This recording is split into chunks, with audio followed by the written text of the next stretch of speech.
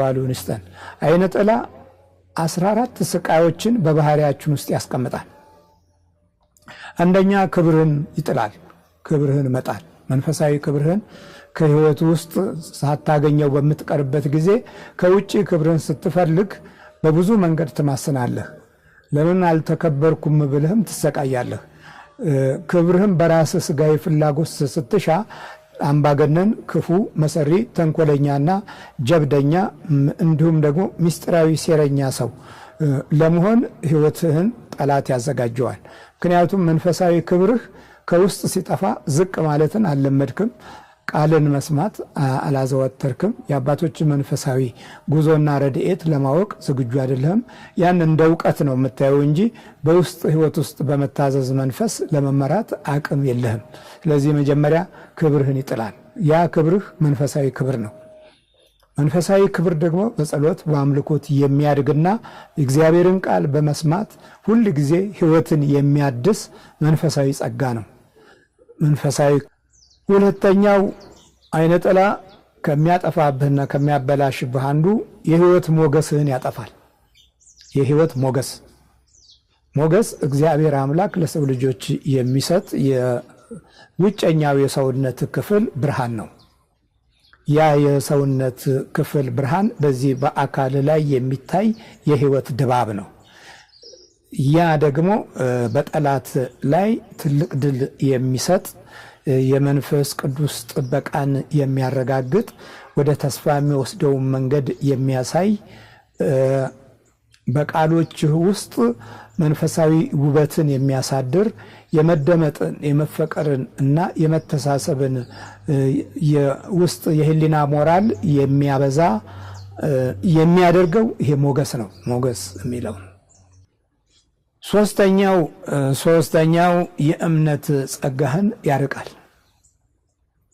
አይነ ጥላ ያለበት ሰው የእምነት ጸጋው ይጠፋበታል።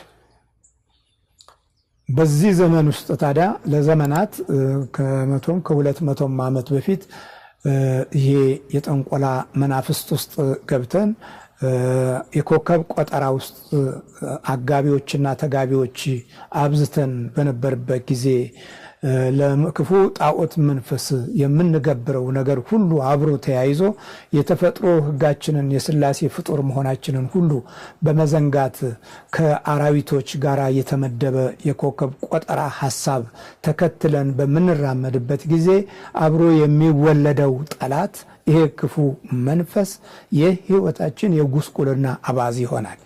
በዚህ ጊዜ እምነትን እንጠላለን። እምነትን የሚጠላ ጊዜም እንድናፈራ እንገደዳለን። አልፎም ተርፎ አባቶቻችን ባለማመን ጠንቅ ውስጥ ሆነው ያገለግላሉ።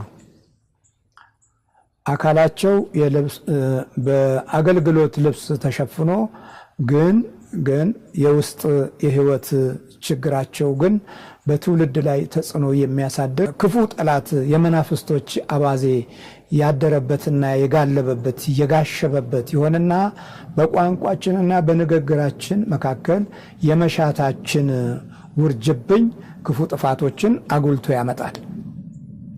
ስለዚህ የእምነት ጸጋህን ይሄ ጠላት ያርቃል። ለእውቀትና ለትምህርት ለግርማ ሞገስ ብለን ያስገባነው እምነታችንን በሙሉ ኃይሉ ከነ ሞገሱና ከነ ጸጋው ተቀብለን እንዳንራመድ የሚከለክል አደጋ የሆነ መንፈስ ውስጣችን ይቀመጣል።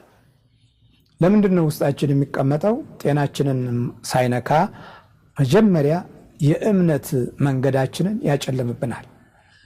በእምነት የሚገኘውን ዋጋ ተቀብለን ለሌሎች በረከት የምንሆንበትን እድል እንድናጣ ይፋለመናል።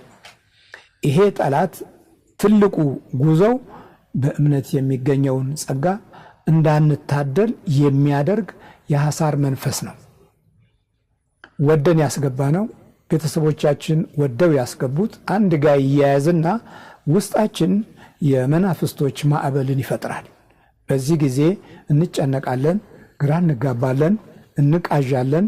ያመነውን እምነት እንኳ በምናገለግለው ላይ እንኳ እየተጠራጠርን እናገለግላለን።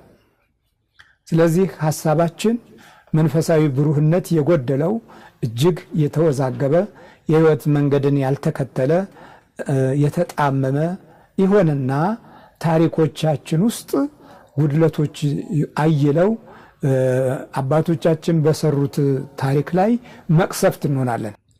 ሌላው አራተኛው